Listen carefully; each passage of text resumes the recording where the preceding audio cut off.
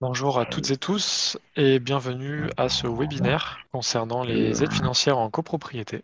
Merci à tous de couper vos micros s'il vous plaît. Et concernant en particulier les évolutions qui auraient pu arriver en 2025. Ce webinaire vous est proposé par l'Agence locale de l'énergie et du climat de la métropole marseillaise, la Maison Énergie Habitat Climat et l'Agence départementale de l'information au logement des Bouches-du-Rhône. Et tout ça avec France Rénov'. On va vous présenter rapidement les participants de ce webinaire. Donc tout d'abord, il y a moi, Romain Tahon, conseiller copropriété de l'Agence locale de l'énergie et du climat de Marseille. Bonsoir à tous, moi c'est Nadine Chabran, donc je fais partie de la Maison Énergie Habitat Climat du Pays d'Aix. Et bonsoir à tous, moi c'est Amandine Lelaire, je fais partie de l'ADIL, donc de l'Agence départementale de l'information sur le logement des Bouches-du-Rhône. Nadine, il me semble que la slide n'est pas passée. Ouais, ok, désolé. Du coup, ce webinaire se fera en plusieurs parties. On va d'abord vous présenter assez rapidement les structures du service public. Puis vous présenter un petit peu comment le service public travaille dans le cadre de la rénovation énergétique, avant d'aller sur les dispositifs d'aide financière et de modalités de financement qui existent. Et après, on vous montrera quelques exemples pour vous permettre de vous projeter un petit peu sur les possibilités de rénovation énergétique en copropriété sur notre territoire. Et enfin, on pourra répondre à l'ensemble de vos questions. Donc l'idée, c'est de les poser dans le chat tout au long de la présentation. Nous, on les note de côté et après, on y répondra en une fois à la fin de ce webinaire. Donc tout d'abord, concernant France Rénov' sur la métropole Aix-Marseille-Provence, donc on est aujourd'hui trois structures à travailler sur la question de France Rénov' sur la métropole. On a sur la partie technique la Maison Énergie Habitat Climat qui est située sur Aix-en-Provence, qui s'occupe de la partie nord de la métropole. Et sur la partie sud de la métropole, l'Agence locale de l'énergie et du climat, qui est domiciliée à Marseille et qui s'occupe du coup de toute la partie sud. Donc nous, on est des structures qui vont plutôt s'occuper de l'accompagnement technique des projets, que ce soit en logement individuel ou en copropriété. Et sur l'ensemble du territoire, c'est l'ADIL, l'Agence départementale de l'information en logement, qui propose des conseils juridico-financiers. Donc c'est des juristes qui vous répondent par téléphone et qui participent également à un certain nombre de permanences pour vous aider sur des questions sur la rénovation énergétique, mais également sur plein d'autres questions sur le logement qui sortent du cadre de la rénovation énergétique. Si vous avez des problématiques avec des locataires, des propriétaires, des syndics. C'est des choses pour lesquelles la DIL est l'interlocuteur à privilégier. Pour contacter le service public, il y a différentes solutions. Le numéro de téléphone unique qui s'appelle Allo Rénov Énergie, que vous pouvez appeler et qui vous permet d'avoir une première information avant après d'être renvoyé soit vers la DIL, soit la MEC, soit la LEC selon votre projet. Il y a également la plateforme Loutre, qui est un outil que nous avons développé ces dernières années sur le territoire et qui permet pour vous de gérer votre projet, pour les conseillers d'être en contact avec vous, mais ça vous permet également après de trouver des professionnels référencés. En fait, c'est vraiment un espace qui vous permet de tout faire au même endroit. En tout cas, c'est l'objectif final de cet outil. Mais à l'heure actuelle, vous créez un compte, on vous conseille sous 72 heures. Suite à ce conseil, vous consultez des professionnels qui vont vous transmettre les devis jusqu'à ce que derrière on puisse les analyser et in fine que les devis soient votés et validés. Également, depuis plusieurs années, on a développé un réseau des professionnels de l'immobilier qui s'appelle Actimo 13 et qui nous permet d'échanger directement avec, par exemple en copropriété avec les syndics, pour permettre une montée en compétences et faire en sorte que l'ensemble des copropriétés gérées par les syndics avec lesquels nous sommes partenaires puissent suivre le meilleur accompagnement possible pour faire en sorte qu'un projet de rénovation énergétique aboutisse in fine sur les copropriétés du territoire de la métropole. Pour approfondir un petit peu la question de l'outil Loutre, du coup, c'est vraiment un espace numérique auquel vous avez accès directement, donc sur loutre-rénovation.fr. Vous indiquez votre code postal pour que vous soyez connecté sur la bonne plateforme. Et ensuite, vous pouvez créer votre espace avec l'adresse de votre bien. Sous 72 heures, un conseiller de la MEC ou de la LEC vous recontacte pour faire le point sur le projet. Euh, Vous avez la possibilité, si vous le souhaitez, d'aller voir également une carte interactive avec des exemples de projets qui ont déjà été réalisés sur la région. Et vous avez la possibilité d'accéder à un annuaire de professionnels de la région directement, que ce soit en vous créant un compte ou également sans vous créer de compte. Il y a toute une partie qui est disponible directement pour le public sans avoir besoin de se connecter. Amandine, je te laisse la parole pour la suite de la présentation. Alors, je vais faire d'abord un point sur la partie réglementaire de la copropriété avant de s'intéresser aux aides qui sont allouées dans le cadre de la rénovation énergétique. Donc, pour avoir une copropriété, on a trois critères cumulatifs qui sont la présence d'un immeuble bâti ou d'un groupe d'immeubles bâtis, une pluralité de propriétaires et la présence de parties privatives et communes. Ce qui est important de mettre en évidence ici, c'est l'importance de l'immatriculation de la copropriété au registre national des copropriétés, dans la mesure où les aides financières seront conditionnées la plupart du temps à cette immatriculation. Également, ce qui est important de mettre en exergue, c'est la notification qui doit être adressée aux copropriétaires par le syndic de copropriété dès lors qu'il y a des travaux qui nécessitent la présence en fait des personnes qui font ces travaux sur les parties privatives, sauf exception, notamment quand il y a un critère d'urgence. Maintenant que le cadre de la copropriété est posé, il est nécessaire de s'intéresser aux documents réglementaires qui encadrent la copropriété, notamment le projet de plan pluriannuel de travaux qui est un projet, donc une proposition de travaux à réaliser sur les parties communes de la copropriété pour les copropriétés qui ont été réceptionnées depuis plus de 15 ans. Alors attention, au 1er janvier 2025, il y a une obligation d'avoir ce projet de plan pluriannuel de travaux pour les copropriétés qui ont plus de 50 lots. Et cette durée de validité est de 10 ans. Le syndic, il aura un très grand rôle à jouer dans la mise en place de ce projet de plan, dans la mesure où c'est lui qui va devoir inscrire à l'ordre du jour de l'Assemblée générale les modalités de réalisation et par la suite, il va le mettre au vote à l'adoption partielle ou totale, ce qui nous donnera ensuite le plan pluriannuel de travaux.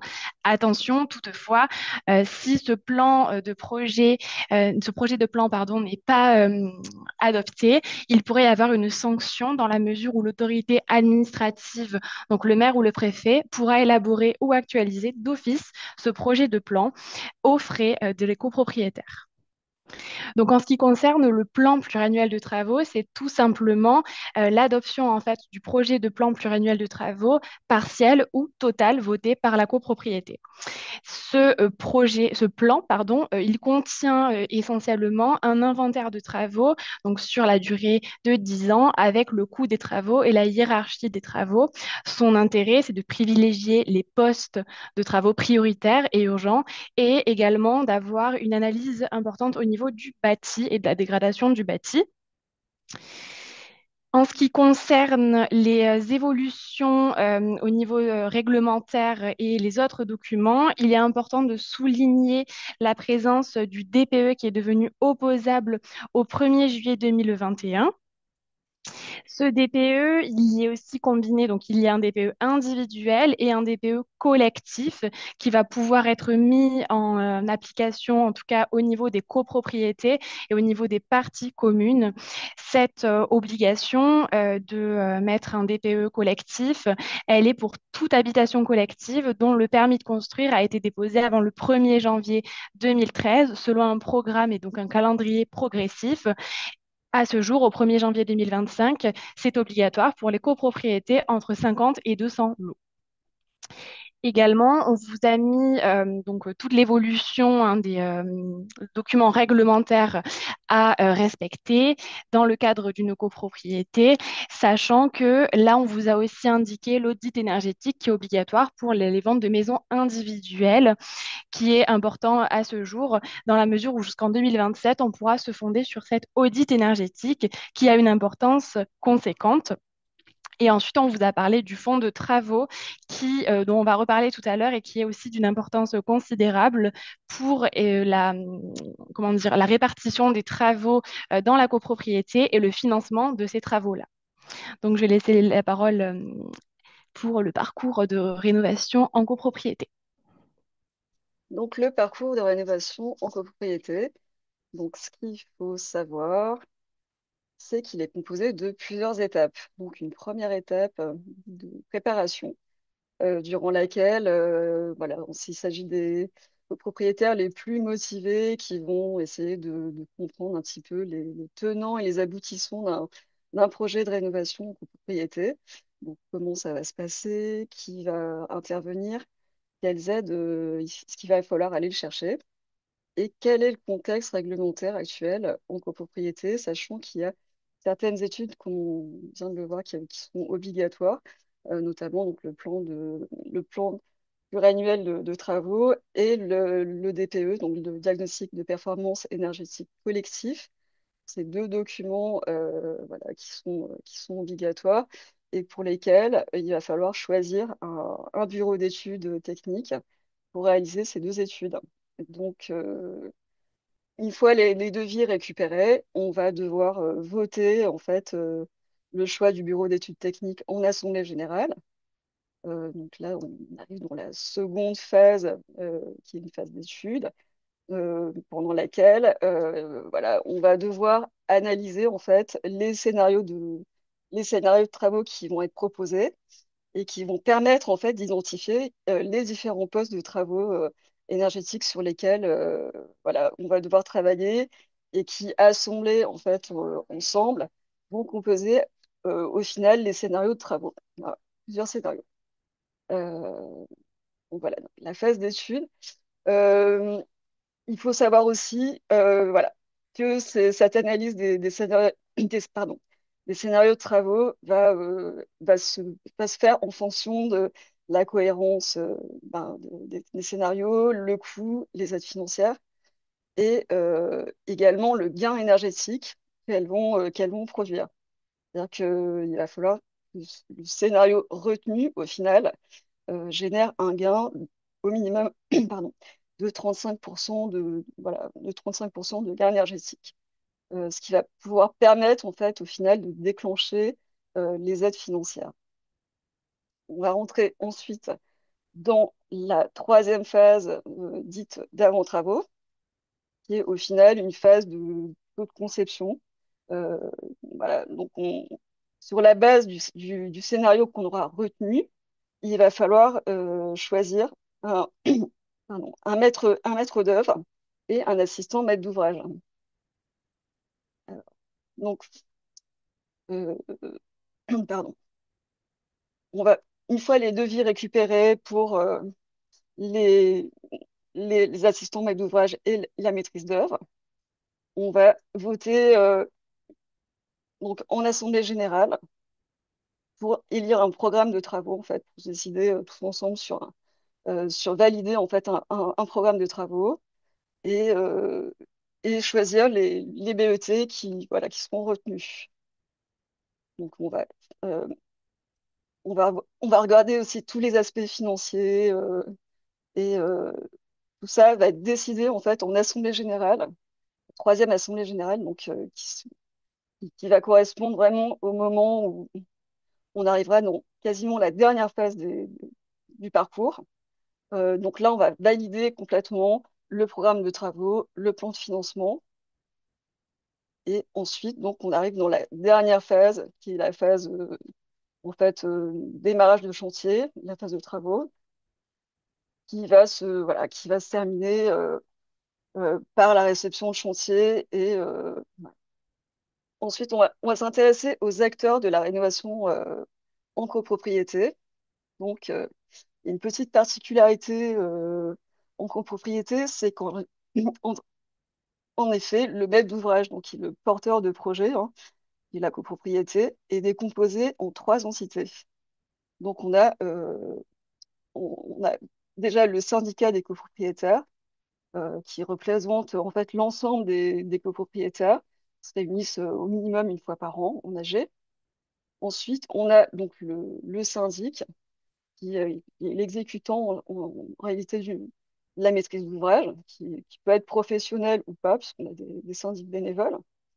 Et la troisième entité, qui est le conseil syndical, qui est représenté par des copropriétaires qui ont été élus et qui sont là pour assister le syndic dans la gestion courante des affaires, en fait.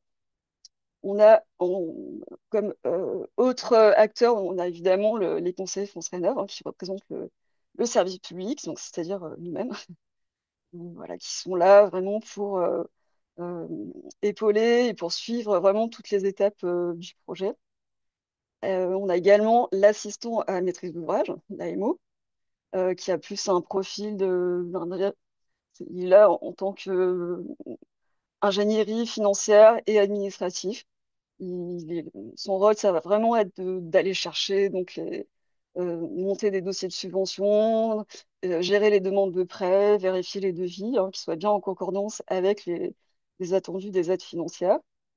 Et ensuite, on a aussi, également la maîtrise d'œuvre, donc qui est une équipe qui est en charge de concevoir le projet et de suivre la réalisation des travaux. Donc, ça peut être un bureau d'études techniques ou un architecte ou même un groupement des deux. Évidemment, on a les entreprises de travaux, hein, qui sont là pour exécuter le scénario de travaux qui a été retenu. Et on a toutes sortes d'organismes comme l'ANA, donc des organismes instructeurs, qui ont un rôle très, très important aussi, hein, puisqu'ils sont là pour instruire et pour contrôler que le projet arrive à terme. Ils sont là évidemment pour délivrer les principales subventions. Et aussi, on a d'autres acteurs du type les banques qui sont là pour délivrer les prêts, les services d'urbanisme, voire les architectes des bâtiments de France pour le projet, par exemple, si le projet était dans zone classée. Enfin, voilà, donc ça fait pas mal d'acteurs dans un projet de rénovation énergétique en copro. Donc, si on résume un tout petit peu le parcours, on peut retenir qu'il y a 4 grandes étapes euh, qui sont ponctuées par des assemblées générales, qui sont des moments très importants en fait dans la vie du projet, puisqu'elles sont là pour vraiment pour valider chaque étape. Et c'est vrai qu'on bascule d'une étape à l'autre. Et ça, voilà, c'est vraiment des étapes importantes. On, il faut avoir en tête aussi qu'un projet en copropriété, c'est beaucoup plus long qu'un projet en maison individuelle. De la première prise de contact jusqu'à la réception des travaux, on sait qu'en moyenne, on a entre 3 et 5 ans, ce qui est beaucoup plus long qu'un projet en maison individuelle, évidemment. Euh, c'est dû à des délais qui sont vraiment incompressibles, puisque entre deux assemblées générales, on a 3 mois on est obligé de respecter le délai de 3 mois, qui est un délai minimum. Après, on a tout ce qui est le délai des études, des travaux. Si on a fait des demandes de prêt, il y a aussi le délai des prêts. Donc, ça rajoute au niveau de la temporalité pas mal. Donc, au niveau de l'accompagnement, comment nous, conseillers France Rénov', représentants du service public, comment est-ce qu'on va pouvoir vous aider dans le cheminement, dans votre projet? Eh bien, on va être là vraiment à toutes les étapes, puisque depuis le démarrage, enfin, on va pouvoir vous expliquer euh, tout le process d'un projet en copro. On va être là pour vous préciser les points réglementaires, juridiques. On va être aussi là dans la phase d'étude pour pouvoir vous conseiller sur les meilleurs scénarios de travaux les plus appropriés à votre projet. Et puis, dans la phase de travaux, on sera aussi là pour vous aider à faire le choix sous des prestataires extérieurs. Donc, il s'agisse des bureaux d'études techniques, des assistants à maîtrise d'ouvrage, des- de la maîtrise d'œuvre, enfin, voilà. Et au niveau aussi de l'analyse des offres, on sera là pour étudier les devis avec vous, pour vous conseiller, et puis éventuellement vous aider à les présenter la meilleure façon possible en assemblée générale. Là, je vais repasser la main aux mains pour les aides financières. Oui, merci Nadine. Donc maintenant, on va parler du coup des aides financières en copropriété. Déjà, dans un premier temps, on va rappeler un petit peu les prérequis associés aux aides financières. Il faut faire appel à un professionnel qui est dit RGE, donc reconnu garant de l'environnement. Pour ça, vous pouvez encore une fois utiliser l'outre sur lequel vous allez pouvoir contacter trois professionnels sur votre espace pour chaque prestation potentielle. Sinon, il est également possible pour les conseillers de vous fournir une liste de professionnels RGE que vous pouvez consulter en dehors de l'outre, sachant qu'il y a également l'annuaire public qui est disponible sur le site France Rénov. Il y a toute une question de critères techniques de performance, des exigences minimales qui sont demandées pour faire en sorte que les aides financières viennent financer des projets qui soient suffisamment ambitieux vis-à-vis des ambitions politiques justement derrière la rénovation énergétique. Et après, il y a un vrai sujet au niveau de la signature des devis, sachant que il faut toujours attendre d'avoir la validation des aides avant de signer les devis et ne pas avoir commencé les travaux. Donc, pour faire en sorte que ces trois points soient respectés, le mieux c'est vraiment de faire appel à un conseiller France Rénov. Donc sur le territoire d'Aix-Marseille-Provence, c'est directement l'ALEC, la MEC ou la DIL qui peuvent vous répondre. Mais sachez que si vous avez des projets en dehors de ce territoire-là, vous avez la possibilité de trouver d'autres structures qui feront un travail similaire au nôtre pour vraiment vérifier ces prérequis-là. La première aide qu'on évoque rapidement, c'est la réduction du taux de TVA, donc un taux de TVA à 5,5% au lieu de 10% pour des travaux de rénovation énergétique.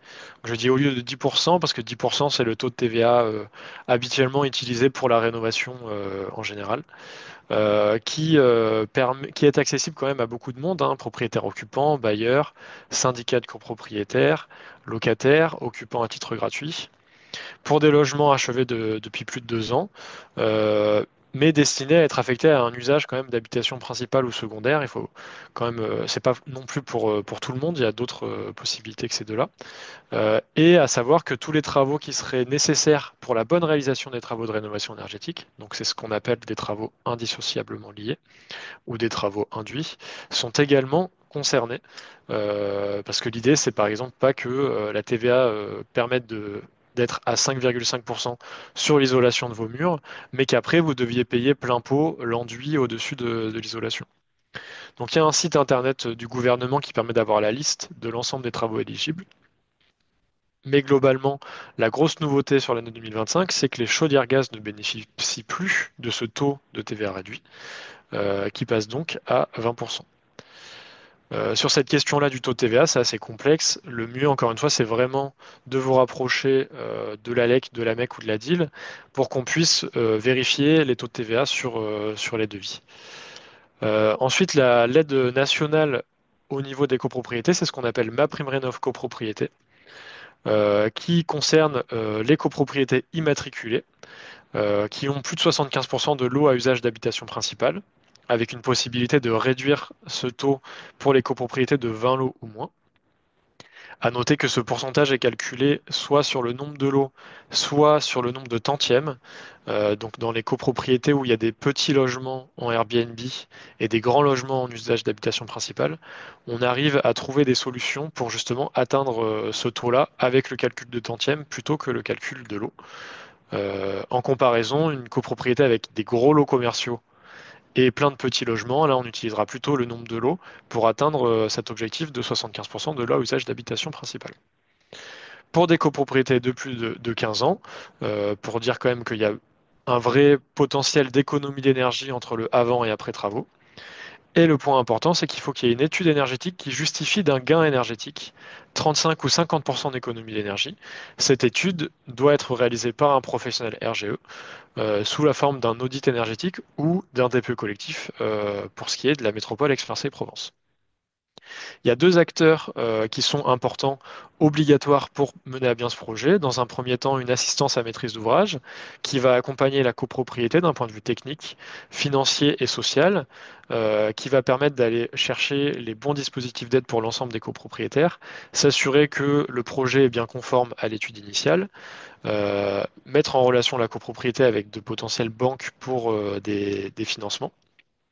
Et en parallèle de ça, dès que le projet dépasse les 100 000 euros de travaux, ce qui arrive quand même assez rapidement, il est nécessaire de faire appel à une maîtrise d'œuvre qui va venir concevoir les travaux, consulter les entreprises et suivre le chantier pour s'assurer que le projet soit bien mené à terme selon des conditions techniques qui soient respectables. C'est pour ça qu'il y a cette condition-là sur la maîtrise d'œuvre. Au niveau des montants de ce dispositif, un point important, c'est que il n'y a pas de condition de revenu pour être éligible à l'aide financière MaPrimeRénov' copropriété. Je le dis directement parce qu'on entend beaucoup parler de MaPrimeRénov' et des différents niveaux de revenus. C'est quelque chose qui est propre au logement individuel. En copropriété, pour faire en sorte que tout le monde soit d'accord pour voter les travaux, il y a une prime socle qui est la même pour tout le monde. Donc, si on atteint 35% d'économie d'énergie, on a une prime socle de 30% du montant hors taxe des travaux et de la maîtrise d'œuvre, avec un maximum à 7 500 euros. Mais ce qu'il faut retenir, c'est que du coup, ça fait des enveloppes de 25 000 euros par logement maximum et une prise en charge de l'assistance à maîtrise d'ouvrage à 50%. Donc, ce qu'on voit ici, c'est que la maîtrise d'œuvre et l'assistance à maîtrise d'ouvrage, qui étaient annoncées dans la slide précédente comme des prestations obligatoires, sont financées en partie par MaPrimeRénov' copropriété. Si le projet d'économie d'énergie il est plus ambitieux et qu'on arrive à atteindre 50% d'économie d'énergie, à ce niveau-là, on débloque un montant d'aide plus important qui passe de 30 à 45% du montant hors taxe des travaux et de la maîtrise d'œuvre, et le financement de l'assistance à maîtrise d'ouvrage reste le même. Il est possible d'ajouter à cette aide socle des bonus qu'on va appeler plutôt techniques, avec le fait de sortir la copropriété d'une passoire énergétique. Donc si le DPE collectif ou l'audit énergétique initial classait la copropriété en F ou en G et permet après rénovation énergétique d'atteindre au moins l'étiquette D, il y a 10% de prise en charge supplémentaire. Euh, il y a également des critères qui sont plutôt pour répondre à des problématiques financières ou sociales de la copropriété. Donc, si la copropriété est considérée comme fragile, il y a un bonus de 20% du montant de prise en charge par MaPrimeRénov' copropriété sur la partie travaux et maîtrise d'œuvre. Donc, fragile, c'est soit en fonction du taux d'endettement de la copropriété qui serait oui, d'endettement de plus de 8% de la copropriété, ou si la copropriété est dans différents secteurs du nouveau programme national de renouvellement urbain. Ça, c'est encore une fois des choses qui peuvent être vérifiées assez facilement par les conseillers France Rénov pour vous dire quelles seraient les possibilités de financement sur la copropriété. Il n'y a pas de critères de revenus pour être éligible à MaPrimeRénov' copropriété, mais en revanche, ce qui a été fait, c'est que pour les propriétaires occupants qui seraient classés comme très modestes ou modestes selon les grilles de l'ANA, il y a un financement supplémentaire de 3 000 ou de 1 500 euros par logement pour venir compléter et avoir un taux de financement plus important. Également, depuis maintenant 2024, si le projet de la copropriété dépasse la question de la rénovation énergétique et va chercher par exemple la mise en accessibilité pour les personnes à mobilité réduite des accès de l'immeuble, il y a également une prise en charge à 50% de ces travaux-là. Associé à MaPrimeRénov' copropriété, du coup, il y a des petites spécificités au local. La grosse spécificité au local que j'avais évoquée un petit peu avant, c'est la possibilité de mobiliser un DPE collectif comme étude énergétique d'entrée pour justifier les 35% d'économie d'énergie. C'est pas une possibilité nationale, c'est vraiment au niveau local qu'il y a cette possibilité-là, qu'on trouve plutôt intéressant d'un point de vue technique, parce que ça rebondit bien avec l'obligation de plan pluriannuel de travaux au sein des copropriétés et l'obligation de DPE collectif qui est en cours depuis la loi climat et résilience de 2021. Sur les évolutions en 2025 qu'on a constatées sur MaPrimeRénov' copropriété, il y a, comme pour la TVA, des évolutions sur les chaudières gaz avec pour l'instant un financement des chaudières gaz jusqu'au 30 juin 2025. Il est possible de voter des travaux avec la chaudière gaz qui seront financés si le dossier est déposé par l'assistance à maîtrise d'ouvrage en septembre.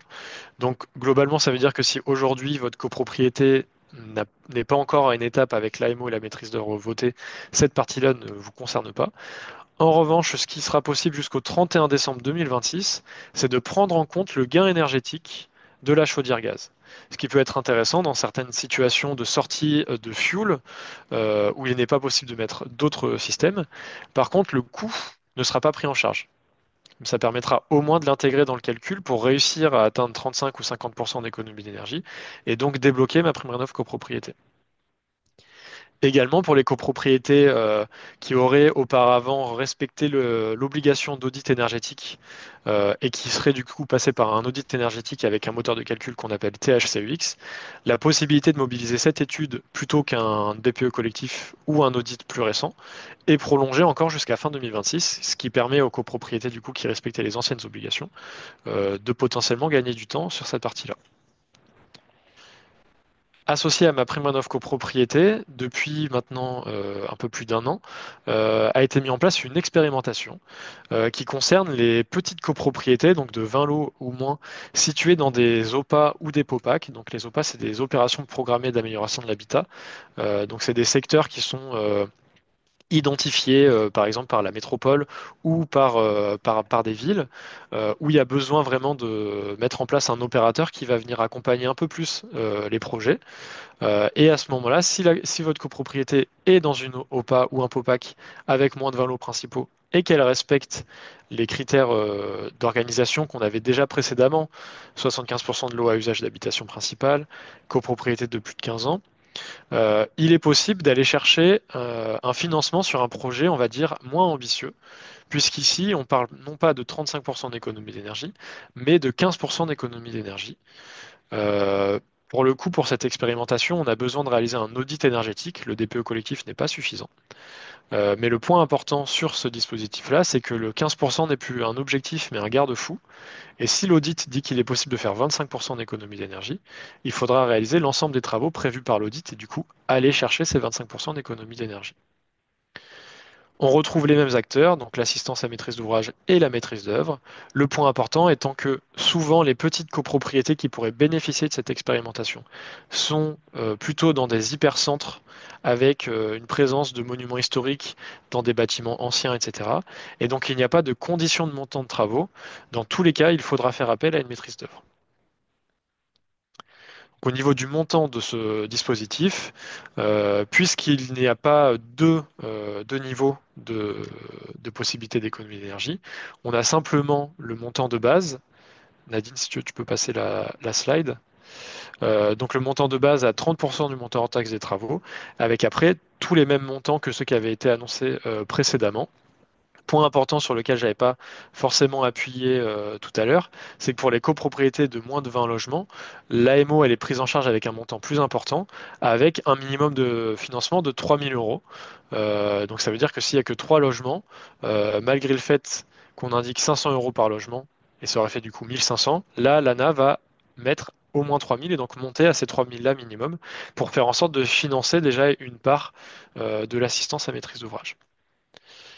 Sur le territoire Aix-Marseille-Provence, aujourd'hui, on a peu d'opérations programmées de l'habitat ou de POPAC, mais c'est des choses sur lesquelles nous, on travaille au quotidien, entre autres avec la métropole, pour essayer de faire en sorte qu'il y ait des choses qui se mettent en place pour permettre à certaines copropriétés de pouvoir bénéficier de cette expérimentation, sachant qu'elle s'arrête au 31 décembre 2026 et qu'on espère que suite à cette expérimentation, on pourra avoir des dispositifs ouverts à tous qui seront faits sur les bases de la conclusion de cette expérimentation qui a lieu partout en France. Sur un autre dispositif d'aide financière qui existe depuis longtemps maintenant, il y a le certificat d'économie d'énergie. Donc les certificats d'économie d'énergie, c'est des aides qui sont versées par des obligés. Donc les obligés, c'est des fournisseurs distributeurs d'énergie, EDF, Total Energy par exemple, mais également Leclerc, vu qu'ils ont des stations essence, Leroy Merlin qui vend du bois de chauffage, enfin l'ensemble des potentiels fournisseurs ou distributeurs d'énergie euh, sont dans l'obligation en fait d'acheter des certificats d'économie d'énergie à des gens qui réalisent des travaux pour ne pas payer des amendes. C'est comme ça que ça fonctionne. Donc il y a toute une démarche à réaliser pour pouvoir bénéficier de ces certificats d'économie d'énergie. Il y a des fiches de travaux standardisées qu'on appelle des fiches d'opération qui ont été et qui sont éditées par l'ADEME et qui sont retrouvables par Internet, sur Internet, qui nécessitent de respecter des critères techniques de performance. Et il est possible soit de mobiliser des fiches d'opération par type de travaux, par exemple isolation des murs, il y a une fiche pour l'isolation des murs, ou plutôt en rénovation globale, et à ce moment-là, il y a une fiche simplement pour la rénovation globale de l'habitat collectif, tout comme il existe une fiche pour la rénovation globale de la maison individuelle. Ces primes de certificats d'économie d'énergie, elles peuvent être majorées, c'est-à-dire que de base, le montant des certificats d'économie d'énergie, l'État n'intervient pas dans ce montant-là. Il y a simplement un calcul qui est fait, mais il est possible d'avoir une majoration, et ce qu'on va appeler du coup les coups de pouce, où à ce moment-là, l'État va imposer une multiplication des certificats d'économie d'énergie et également venir abonder le montant total de la prime. Euh, un point important justement sur les coups de pouce et sur la rénovation en copropriété, ça va être la rénovation globale avec ce qu'on appelle la fiche Barthes 177. Donc, pour tout vous expliquer, ça fait un moment maintenant qu'il existe une fiche de rénovation globale en copropriété qui s'appelait la 145 et qui a été remplacée l'année dernière parce qu'il y avait un certain nombre de fraudes qui avaient été présentées sur cette précédente fiche. Et donc, ce qu'ils ont fait, c'est qu'ils se sont basés sur beaucoup d'éléments de retour d'expérience de MaPrimeRénov' copropriété. C'est-à-dire que maintenant, on se base sur les mêmes types d'études énergétiques, on a les mêmes objectifs de rénovation énergétique et on est sur un forfait vis-à-vis de cette rénovation énergétique. Donc, sur le fonctionnement, on s'est beaucoup rapproché de MaPrimeRénov' copropriété. Euh, Par contre, il y a un peu plus de souplesse sur la question du gaz, parce que le projet ne doit pas conduire à l'installation de systèmes gaz dont la couverture est supérieure à 30%, ce qui permet par exemple une éligibilité de projets avec des chaudières mixtes, avec une chaudière gaz pour quelques mois dans l'année où il fait vraiment très froid pour faire fonctionner une pompe à chaleur, et le reste de l'année une pompe à chaleur qui fonctionne. Tant qu'il y a un calcul qui est réalisé par l'auditeur qui justifie de ce taux de couverture inférieur à 30%, le projet sera éligible.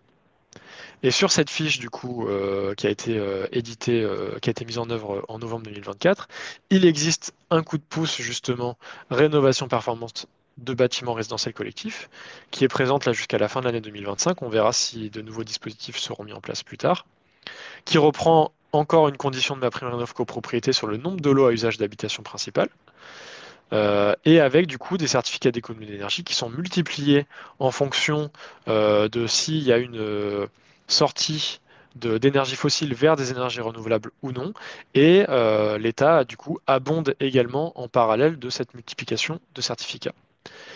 Dans tous les cas, les aides financières, ça reste quand même quelque chose d'assez complexe et des choses qui arrivent assez tard dans les projets. Si vous êtes aujourd'hui à des étapes encore d'études, c'est important de noter, avec les différentes dates que j'ai pu vous donner sur cette partie sur les aides financières, que les choses évoluent constamment. Et donc, sur la copropriété où il y a un temps long, vous pouvez compter sur les conseillers copropriété de l'ALEC et de l'AMEC pour qui suivent les projets pour vous informer quand des évolutions ont lieu. Je vais laisser la parole à Amandine pour parler du financement, pour lequel ça bouge un peu moins chaque année, mais qui reste tout de même très intéressant. Alors, dans le cadre du financement des projets dans le cadre de copropriété, il est important de noter qu'il y a plusieurs types de financement et notamment les appels de fonds qui vont être évidemment basés sur les décisions qui ont été passées en assemblée générale de copropriété.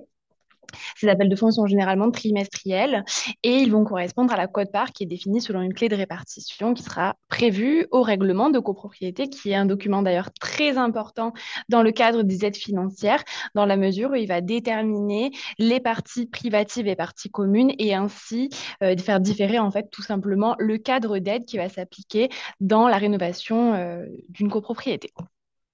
Au-delà de ça, il y a le fonds de travaux qui est aussi très important et qui est alimenté en fait par une cotisation annuelle qui est obligatoire. La nouveauté, c'est que depuis le 1er janvier 2025, le syndicat des copropriétaires qui comprend jusqu'à 50 lots à usage de logement, bureau ou commerce, ils ont l'obligation de mettre en place ce fonds de travaux dès lors qu'il y a une période de 10 ans à compter de la date de réception des travaux.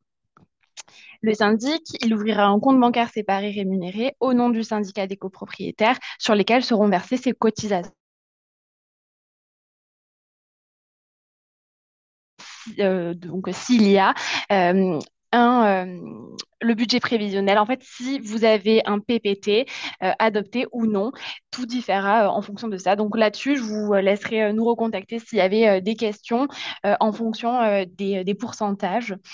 Ensuite, vous avez également, au-delà des aides financières qui sont proposées par l'ANA, et par les certificats d'économie d'énergie, il y a aussi la possibilité de solliciter des prêts bancaires pour la réalisation de travaux, notamment un emprunt collectif qui sera possible dans le cadre de travaux votés donc par le syndicat des copropriétaires à la même majorité que donc les travaux qui seront votés lors de l'Assemblée.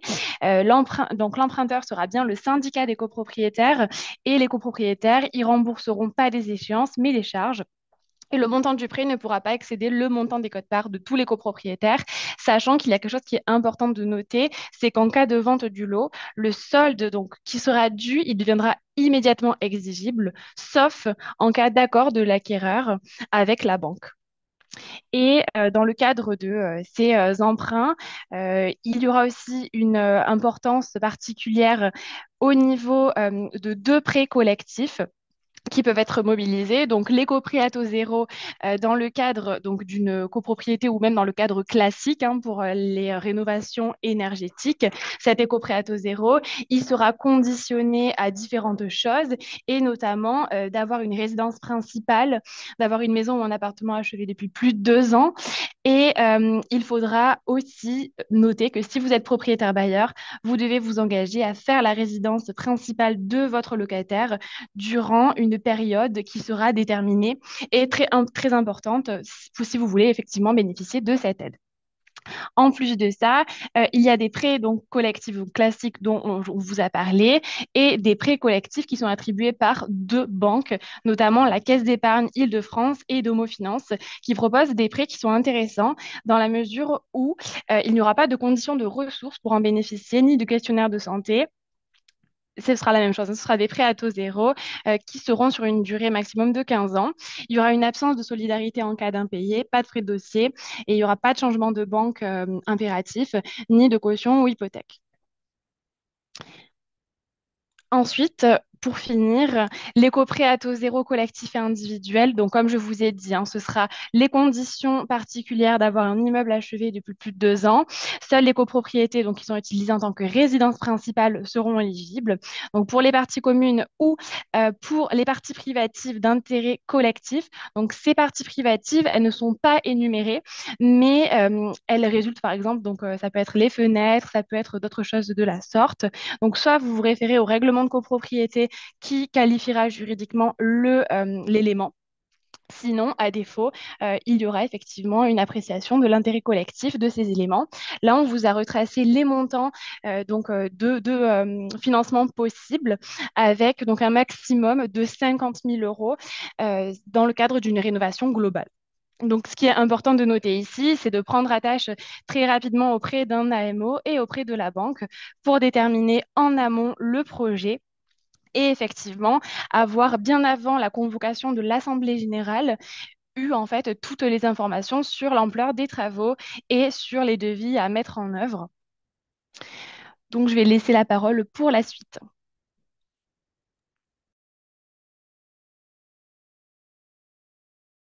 Donc, la rénovation copropriété, j'ai deux exemples à vous présenter. Donc, le premier qui est un exemple de rénovation copropriété à Marseille. Donc, un immeuble assez classique, conçu entre les années 60 et les années 80.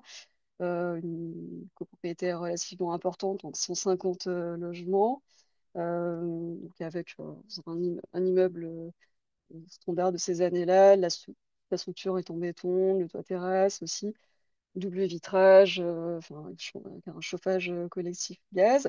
Donc, on avait 1 200 000 euros de travaux.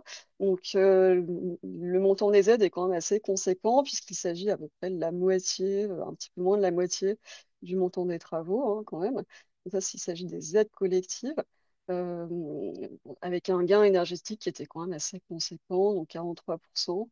Il y a un programme de travaux qui était vraiment axé sur l'isolation, donc l'enveloppe, le plancher bas, le toit terrasse, et le remplacement de la chaudière gaz. Donc là, voilà, donc si on regarde vraiment la chronologie, on s'aperçoit que l'accompagnement n'a duré que 2 ans, hein, malgré l'année 2020 qui a été une année très compliquée au niveau sanitaire, comme chacun le sait. Voilà, donc c'est vrai que les copropriétaires avaient déjà commencé à faire un audit énergétique en amont, mais enfin, ça démontre quand même que malgré ce que je vous ai dit tout à l'heure, que la durée de la temporalité était assez importante, entre 3 et 5 ans, parfois on arrive quand même à être assez efficace au niveau de l'accompagnement, du suivi. Voilà.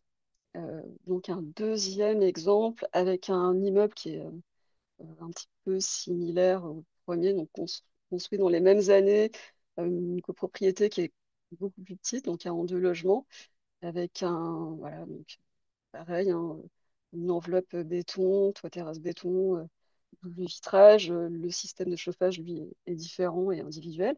Donc pour 450 000 euros de travaux, on a quand même un peu moins de la moitié au niveau des aides collectives, pour un gain énergétique qui est assez similaire et avec un programme qui était quand même lui aussi assez ambitieux, même s'il ne traitait pas la partie chauffage. Donc il y a toute l'isolation, enveloppe, plancher bas, toit terrasse. Donc là, c'est vraiment 1 an d'accompagnement, donc ça allait très très vite. Euh, Pareil, la copro avait déjà commencé à faire un audit, mais enfin voilà, on s'aperçoit que euh, parfois l'accompagnement peut vraiment être opérationnel, efficace et voilà, donc ça peut aller assez rapidement. Voilà, donc si vous avez des questions à nous poser, eh bien c'est le moment.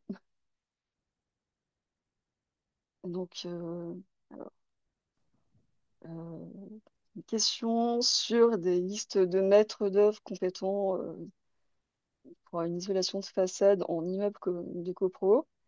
Alors, oui, la LEC et la mèche sont sinon des... Je sais pas, Romain, si tu veux répondre Oui, à cette pardon. question, vas-y. Est-ce Donc qu'on a oui, des listes de effectivement, maîtres d'œuvre? le service public sur la métropole Aix-Marseille-Provence référence des professionnels qui sont directement trouvables sur l'outre.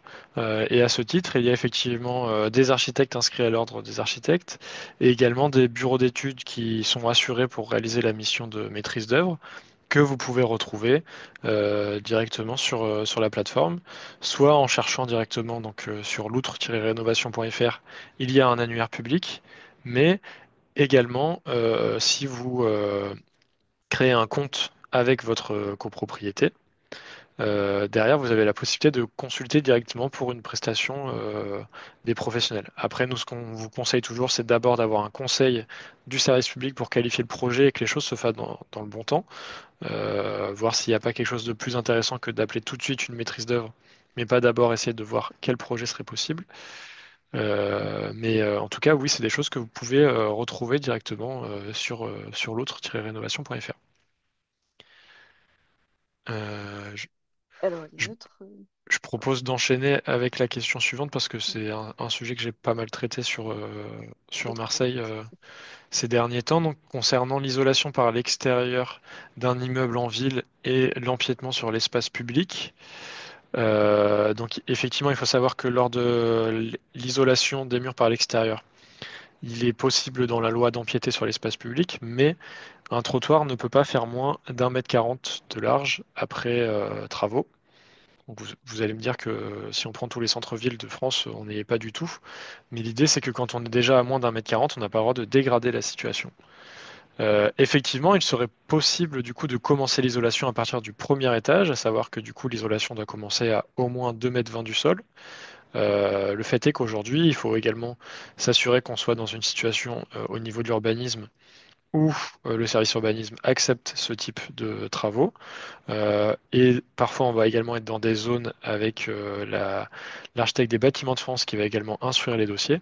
Et là, ça va devenir encore plus compliqué de réussir à faire un projet qui sera accepté.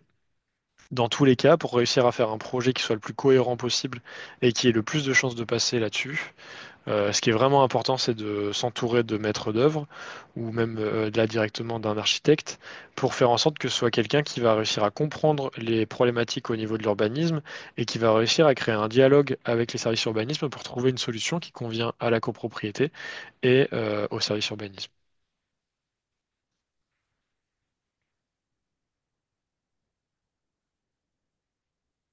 Donc, troisième question. Ma copropriété a plus de 50 lots, mais nous n'avons toujours pas réalisé de PPT, de projet de plan pluriannuel de travaux. Que puis-je faire?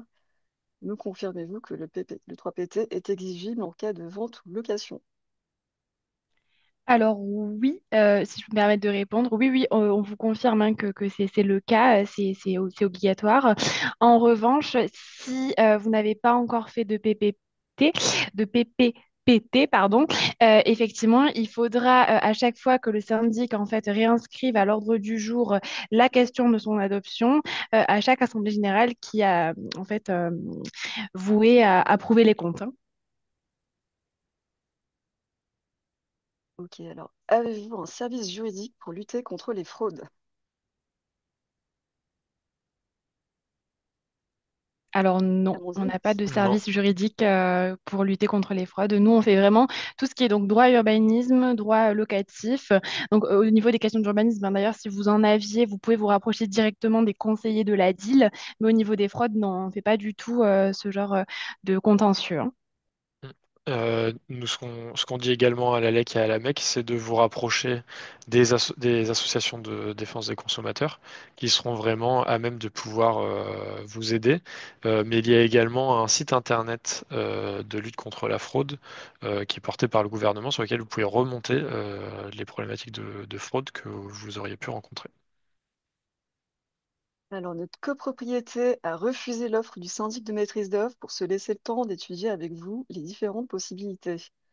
Donc, le 3PT et le DPE sont de fait rejetés, ont fait mais rejetés en AG car le montant est exorbitant. Quel est l'impact sur la suite? Le 3PT et le DPE sont rejetés en AG. Eh bien, c'est un petit peu ce que tu disais, Amandine, ça, ils vont être remis à l'ordre du jour. Absolument. Après, s'il y avait des questions vraiment concrètes avec des cas particuliers, vous n'hésitez pas à essayer en fait pardon, à contacter un juriste de la DIL. Si c'est des questions vraiment précises et personnelles, on pourrait éventuellement regarder les documents pour vraiment vous répondre à votre question de façon plus précise. Parce que c'est vrai que là, comme ça, dans un chat, c'est un peu compliqué de, en tout cas, comprendre tous les tenants et les aboutissants de la situation. Nadine, est-ce que tu peux mettre la slide suivante, tant qu'à faire comme ça, ils ont Pardon, les oui, c'est vrai. modalités de contact. Notre, À l'heure actuelle, la meilleure manière d'être certain que ce soit la personne compétente qui va vous répondre à votre projet, c'est d'appeler le numéro unique Allo Rénov Énergie. Parce qu'en appelant ce numéro, vous êtes certain d'avoir soit la DIL, soit la MEC, soit la LEC en fonction de vos problématiques et de la localisation du projet.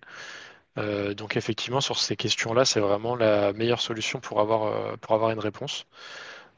Si c'est un projet purement technique, vous pouvez passer directement sur loot-rénovation.fr. Mais à l'heure actuelle, euh, si vous avez, si demain vous allez sur l'outre pour avoir une question technique, une question juridique, pardon, on vous renverra vers Allo Rénov Énergie pour contacter la DIL. alors, autre question, notre syndic n'a jamais voulu recevoir le conseiller de la LEC malgré mon insistance et le fait que j'ai rempli le papier de convocation.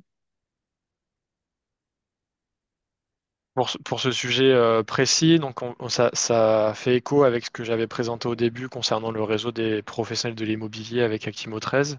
Donc c'est des choses sur lesquelles on travaille effectivement pour sensibiliser les professionnels de l'immobilier aux besoins de rénovation énergétique. Et du coup, les situations se débloquent petit à petit. C'est des choses qui peuvent être des fois compliquées parce que les syndics comprennent pas toujours ce qu'on fait. Mais une fois qu'ils comprennent l'intérêt de ce qu'on fait, on arrive à mieux articuler notre travail avec celui des syndics en copropriété. Donc, c'est la même personne, j'imagine, qui nous dit notre syndic n'a jamais fait voter le PPT, le projet de plan pluriannuel de travaux, et nous a imposé un architecte qui a consulté des entreprises pour une ITE. Bon, ça, c'est Après, le syndic ne peut rien vous imposer. Normalement, Ouais. la copropriété reste souveraine.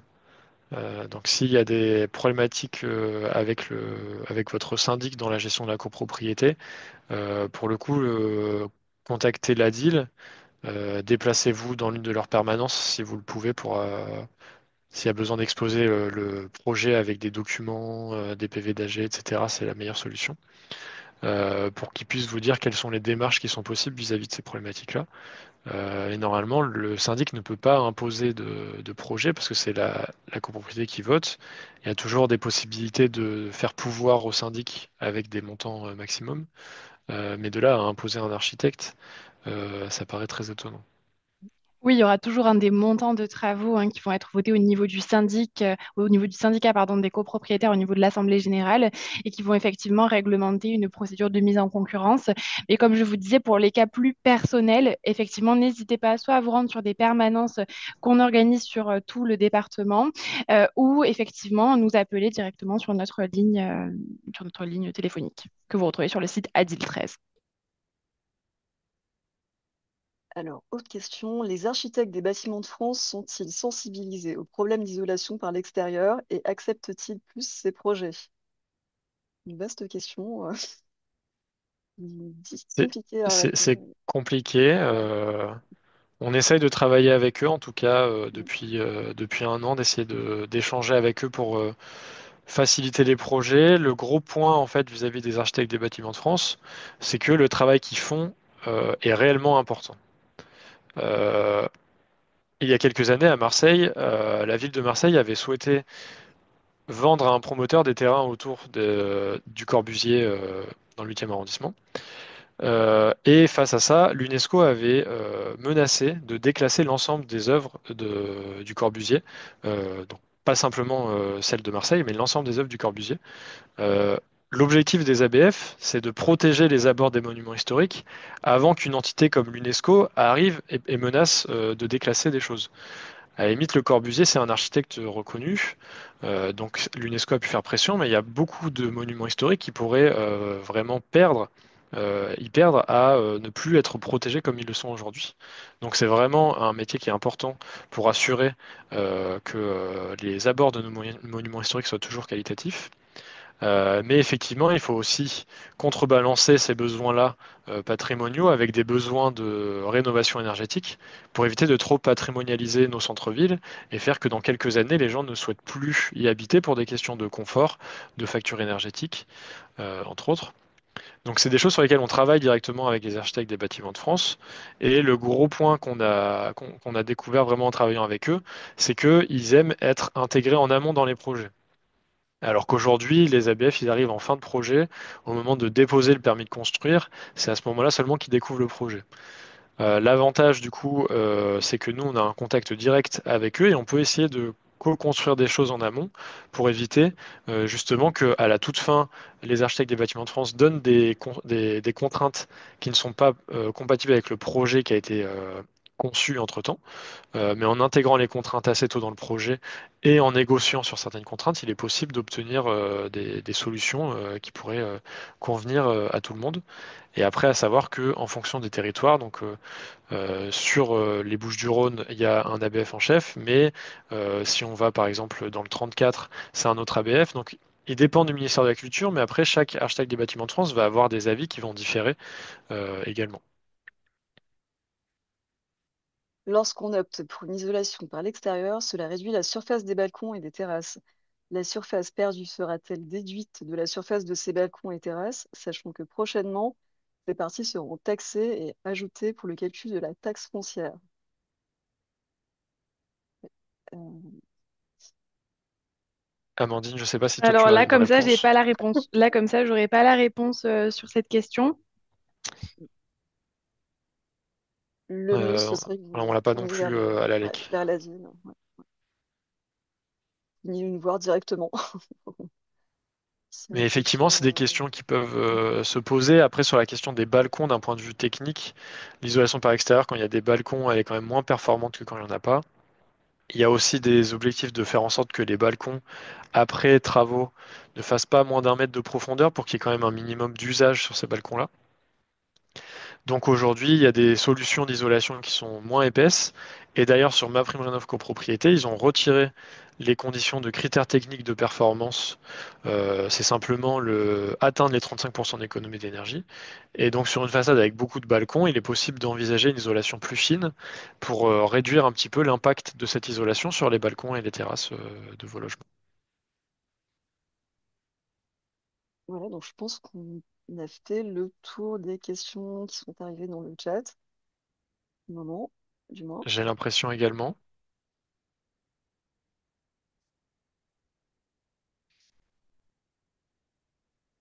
Euh, alors, très facile pour un syndic de proposer en AG deux architectes seulement qui pourraient se connaître et ainsi gagner l'affaire. Donc ça, effectivement, ça arrive.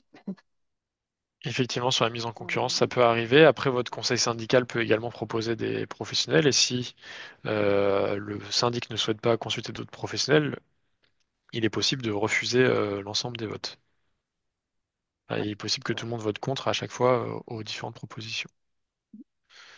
Pour le support de présentation, il vous sera transmis effectivement, donc suite au webinaire, les services communication vont reprendre l'enregistrement du webinaire pour pouvoir le poster sur nos plateformes YouTube. Et le lien de la retransmission vous sera du coup transmise par mail avec du coup le support de présentation pour que vous puissiez retrouver toutes ces informations-là, oui, effectivement. une dernière question. Avez-vous déjà réalisé des isolations extérieures par projection de chanvre? Personnellement, non. Je sais pas, Romain, si t'as déjà fait ça. Personnellement non plus. En fait, le gros sujet vis-à-vis de la projection de chanvre, c'est que les conditions de rénovation énergétique financées par l'État nécessitent d'avoir des isolants qui sont calibrés et qui sont reconnus par ce qu'on appelle ACERMI, par exemple. Donc, c'est des isolants où on connaît spécifiquement la qualité de l'isolant. On sait que si on met 10 centimètres, il va isoler de temps. Si on met 15 centimètres, il va isoler de temps. Et la projection de chanvre, c'est quelque chose qui est fait directement sur chantier. Donc à l'heure actuelle, je n'ai pas connaissance de projection de chanvre qui respecte les conditions qui permettent l'éligibilité au dispositif d'aide financière. Mais c'est vrai que c'est des choses qui peuvent se faire, sachant qu'il y a des projets autour de l'auto-rénovation, surtout dans l'habitat individuel, qui sont développés justement pour pouvoir développer aussi ces filières-là de la rénovation énergétique, qui sont également importants si on se questionne aussi sur la partie biosourcée et environnement de la rénovation énergétique.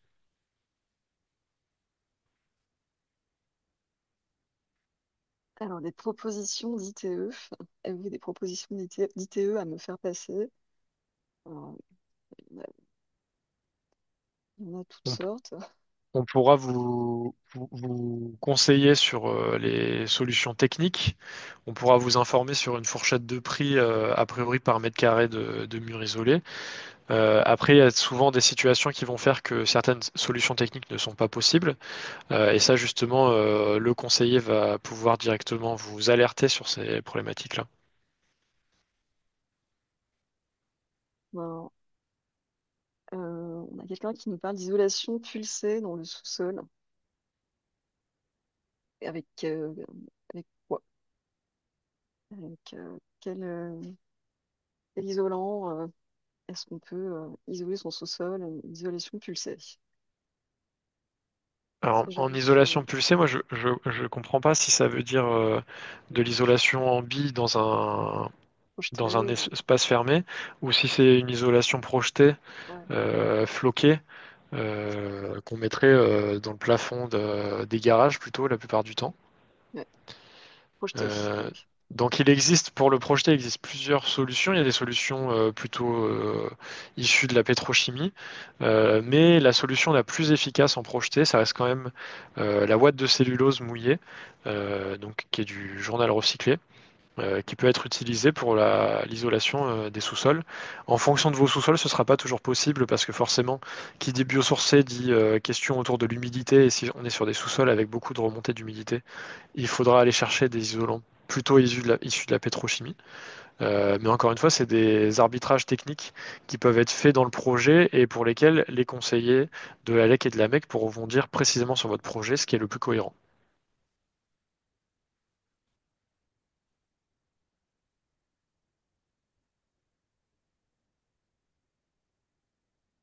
Pourcentage qu'un architecte demande pour le suivi des travaux, 300 lots. Donc ça, c'est... Enfin, il n'y a pas de... Difficile de donner une moyenne. Aujourd'hui, il y a pas de règle. Enfin, c'est ça.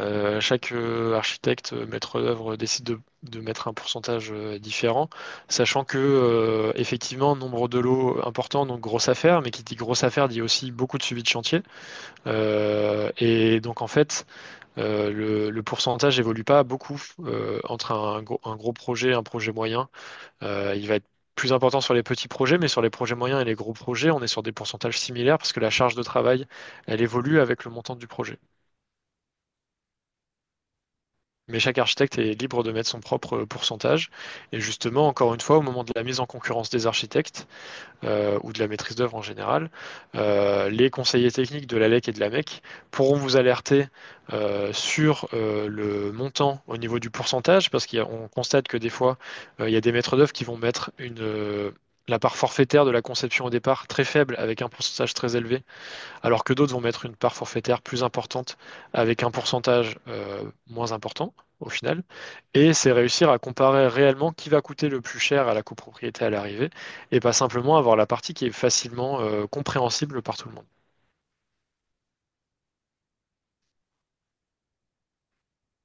Pas d'autres questions?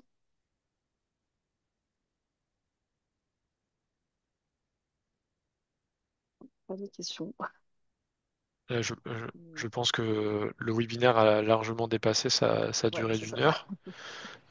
Si vous avez des questions qui restent en suspens suite à ce webinaire, vous avez justement à l'écran depuis tout à l'heure le Allo Rénov Énergie, le numéro unique pour avoir justement des réponses à vos questions, le lien vers l'outre, les adresses mail du pôle copropriété de la LEC et de la MEC, et l'adresse, le site internet de la DIL 13 sur lequel vous allez pouvoir retrouver les différentes permanences où vous pouvez les retrouver, etc., pour réussir à entrer en contact avec un conseiller France Rénov et que vous puissiez avoir une réponse à vos questions. Euh, c'est pour ça qu'on existe et c'est pour ça qu'on est là. N'hésitez pas, en tout cas, et bonne soirée à vous. Des messages. Bonne soirée. Bonne soirée, au revoir. Bonne soirée. Au revoir. Au revoir.